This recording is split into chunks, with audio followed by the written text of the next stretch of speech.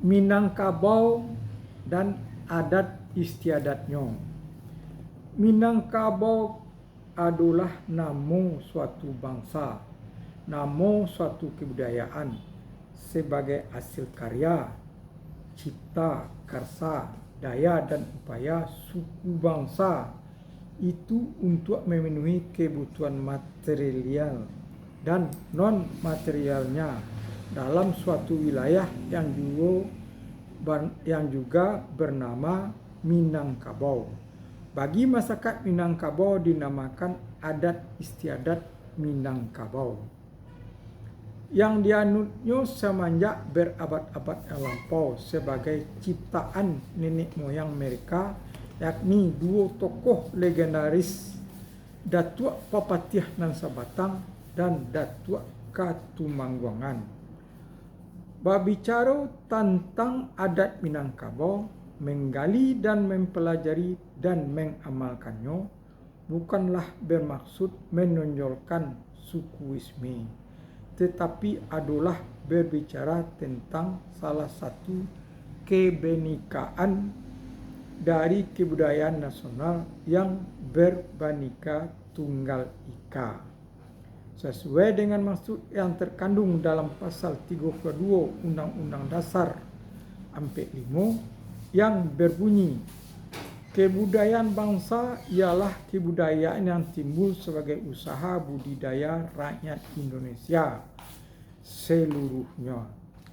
Kebudayaan lama dan asli yang terdapat sebagai puncak-puncak kebudayaan di daerah-daerah di seluruh Indonesia terhitung sebagai kebudayaan bangsa. Adat Minangkabau sebagai salah satu bagian dari kebudayaan nasional diwarisi dari nenek moyang dahulunya, bukanlah merupakan pengetahuan yang dikodifikasikan sebagaimana layaknya pengetahuan sosial lainnya di dunia.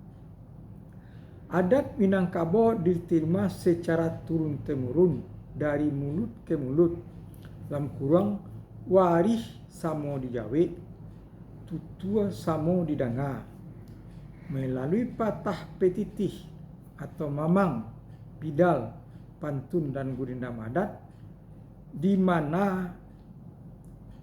mana seluruh kalimat-kalimatnya mengandung pengertian yang tidak langsung, dalam kurang indirect. Di Minangkabau disebut dengan pengertian dalam kurang kieh atau kiasan yang sangat sulit diartikan secara logika sesuai dengan literlex. Kalau diartikan menurut pengertian logika, maka hasilnya akan bertentangan logika itu sendiri, dalam kurang mustahil. Akhirnya orang yang membaca atau mendengar pepatah petitih, mamang atau bidal, pantun dan gurindam adat itu tidak benar, kolot, bertentangan dengan kemajuan, bahkan menghalangi pembangunan. Justru adat Minangkabau yang dihimpun dalam pepatah petitih, memang dalam patah petitih mamang adat, mamang, bidal, pantun dan gurindam adat itu membutuhkan kejelian, kecepatan dan ketepatan akal pikiran, raso pariso, eriang, gendang, kile jobayang, menurut orang Minangkabau. Alun takile lah takalam, bulan lah sangkuk 30. Bulan talie lah dimakan, bolun talie lah dimakan, lah tantu tampe bakeh tumbuhnya. Takile ikan dalam, saya ulang lagi tadi, alun takile lah takalam, bulan lah sangkuk 30. Balun talie lah dimakan, lah tantu tampe bakeh tumbuh. Itulah pepatah Minang. Sulit mengartikan bagi yang tidak memahaminya. takile ikan dalam air, ikan takile jalo tibo, tantu jantan batinono. Sebagai contoh dapat dikemukakan beberapa macam pepatah petitih mamang, pidal, pantun dan gundam adat Minangkabau antara lain. Duduk surang basampi-sampi, duduk basamo balapang-lapang, gule ayah dek pamuluah, gule baru digolekkan, gule baru guliah digolekkan. Pipih jan basandiang, data balantai papan, licin balantai camin, tapawi makan lantak. Maksudnya licin balantai camin, tapawi makanan lantak. Tak kurang makanan kunci, tinggi tak dapat dipanjek, rendah tak dapat dilangkahi.